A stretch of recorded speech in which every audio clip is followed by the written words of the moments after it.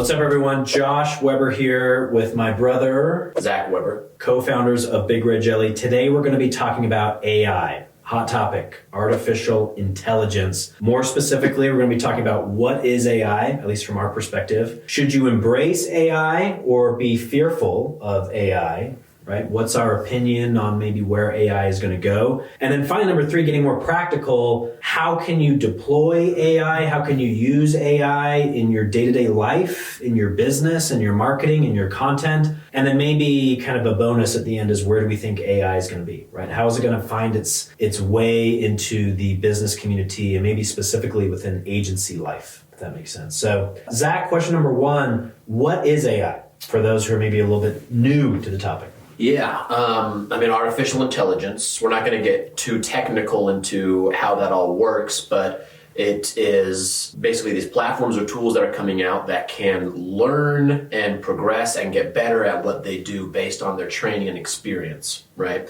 So as relates to an agency or as relates to a business using AI, you should think of them as tools or opportunities for you to do what you're doing better.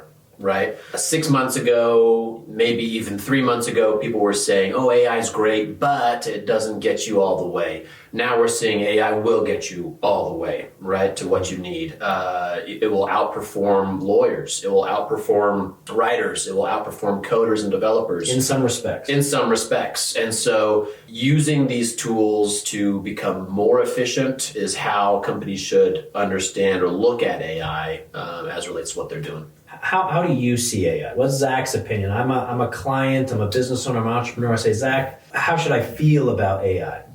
There is a stigma right now that anything generated by AI is not genuine, it's not original, it's not creative. But I think it comes down to the people using those tools.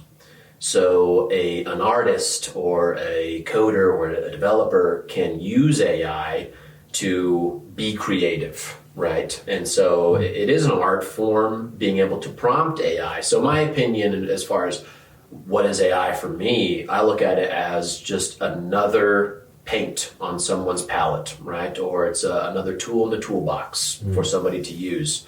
And we're seeing a lot of companies and tools roll out their AI implementation, right? Canva is using their AI.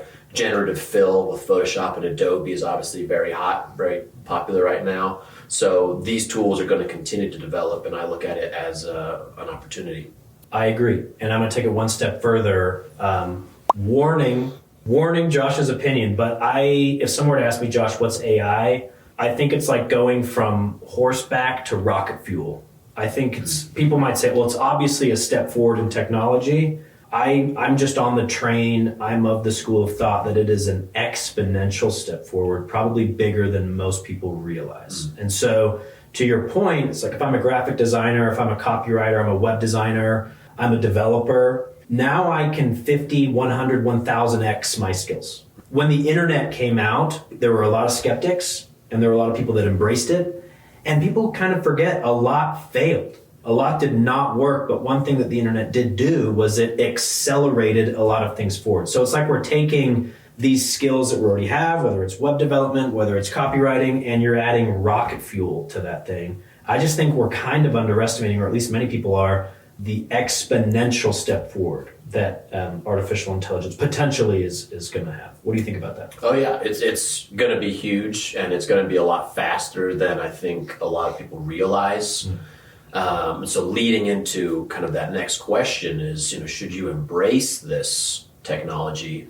I think you have to. I think you're in one way or another going to be forced to embrace or interact with AI in one way or another. And, the sooner you are to get on that and become familiar with that and become proficient in using it, the better, right? I think there's an analogy of when the tractor came out. What happened to all the farmers? All the farmers. It's like, no, it just made the farmers that much more efficient at plowing and harvesting their fields. It's the same with AI. It's not necessarily going to directly replace, at least not in my opinion, directly replace jobs, but it will enhance and make the people doing their jobs much more efficient. I think it will open up more jobs. And that, again, warning, Josh's opinion, but I think just like the internet, one would, oh my gosh, what's going to happen to all the printing presses at the bookshop? Well, some jobs will be lost. I'm also not that naive. I think a lot of positions are going to be lost, but they're going to transition into different types of positions. So just like when the internet came out, bookstores, movie stores, streaming services came out, those closed. And if you don't pivot, if you do not innovate, as we like to say here at Big Red Jelly, innovate or die. Or as we said today, AI or die. AI or die. It's cryptic, but it's kind of fun. So, pivot. You've got to pivot. We could go into plenty of case studies about what happened when the internet came out. There were some companies that pivoted and some that did not. Toys R Us. Okay, and so we see what happens. So as a business owner, marketer, entrepreneur, whoever's watching this video, hopefully you're thinking, just what tips would you give someone who's listening to this and saying, okay, look, I'm on the train. AI is here to stay. What should I do? How do I pivot? How do I embrace AI? My first piece of advice would be to take a breath. It is not as intimidating as it all sounds. Getting started with AI can be very easy. There are very user-friendly tools out there, probably AI options in the tools you're using already. Free tools. Free tools. What are some of those tools? AI is using, or Canva is using AI. ChatGPT is free right now. Bard is free right now, but there are free versions of those tools right now. Bard is by Google. Bard is Google's AI.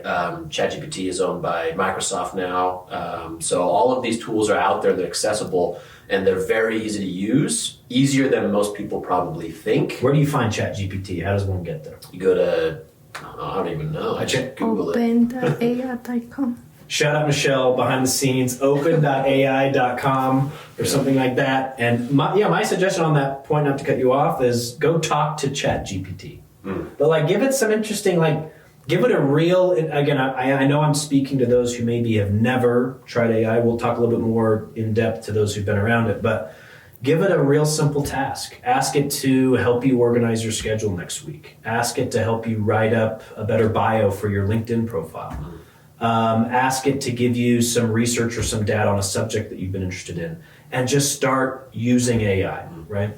Because it is language-based, or most of them are language-based right now, you can have conversations with it. So how I like to get started, especially introducing an AI tool to somebody who has not been around AI. I was talking to some in-laws a couple of weeks ago about ChatGPT and showing them what it can do, is you just ask ChatGPT to explain a subject. Right? How do I deal with my in-laws?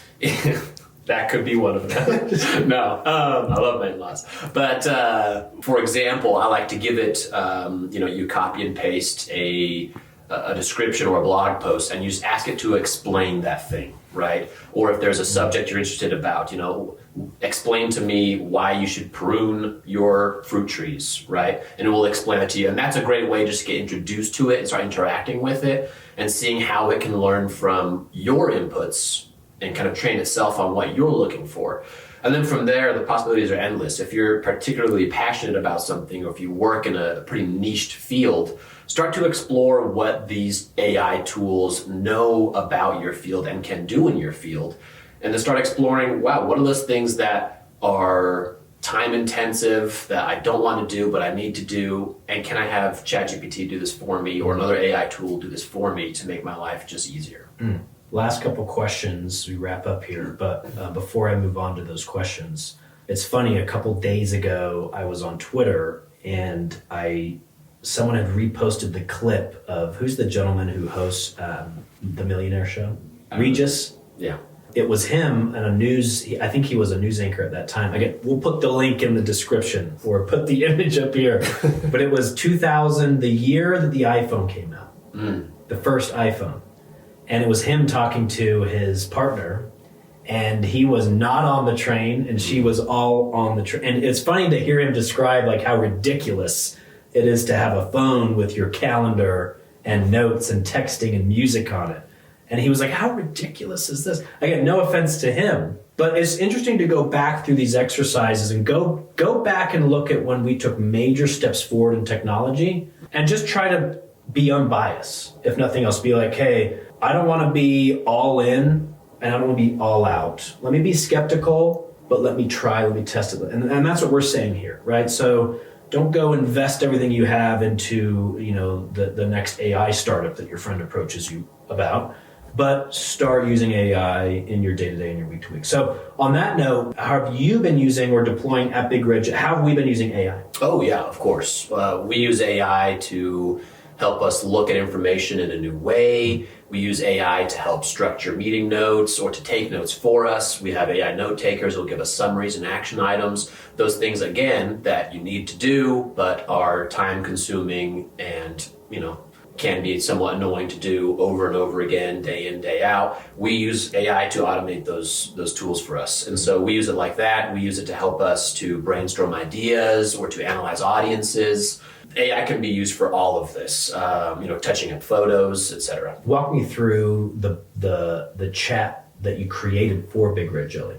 Yeah, so as soon as you become familiar with the world of AI, especially ChatGPT, it is extremely easy to train one of these tools to buy a premium license, like $20 a month or something for ChatGPT, to train it to perform very specific tasks with very specific information. So we're working on developing or training our GPT to be a resource for all of our HR and employee handbook needs, right? So employees who are being trained can come and ask it about specific steps and processes or how to perform specific tasks or what our policy is for time off or sick days, etc. And it will give accurate information on that as well as accurate information about our services. How did you get that information into the... It's all language based. So you just tell it what you want it to know. Wow. It is amazing. Yep. And it's changing. It's changing in a way where it can now respond to images, you can upload videos. So who knows what the future holds, but hopefully you're seeing this trend of Zach is one guy, I'm one guy, you might be one person, but artificial intelligence and these language-based models are able to make you feel like you could be a team of 50 or 100. It's an accelerant, in my opinion. So, Zach, any final thoughts on AI? No, I mean, it's just going to get bigger and better. Right now, a lot of them are language-based because that's a good starting point, but they're starting to roll out image-based and video-based inputs where you can, instead of telling it or talking to it or typing an input, you can submit a photo or a video and it will help analyze that and then work off of that input as well, which is very exciting. I only have two last points to leave everyone with. So number one, if you've learned anything from this video, our opinion is embrace AI. Mm-hmm. Get comfortable with it. Use AI in your day-to-day, week-to-week. One of the practical things I use ChatGPT for, it's really good at just creating prompts. So if you've got writer's block, if you're struggling to get that initial idea, get the ball rolling, it can serve as a really good starting point, right? To give you a bullet point list of here's some ideas for a blog article. Now I recommend you go and tweak those and improve those. I've said this for years, but I think no matter what technology comes out, what's after AI, I don't know. But everything is going to come back to creative and strategy.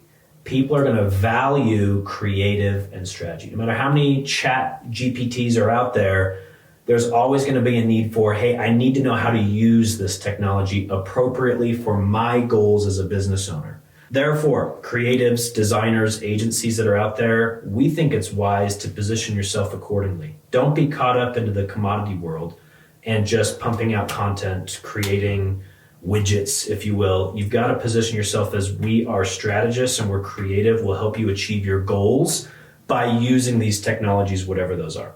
My last pointer for anyone watching the video is if you're a designer or creative, times are changing. And I think the first recommendation that we give our team, our branding team, is drop your ego. Drop your ego. Don't try to fight AI. Use this as a tool, right? When Canva came out, when Adobe Creative Suite came out, it just changed the way that creatives do their work. So we shouldn't look at it any differently now, right? Thanks for joining us, you guys. AI or die.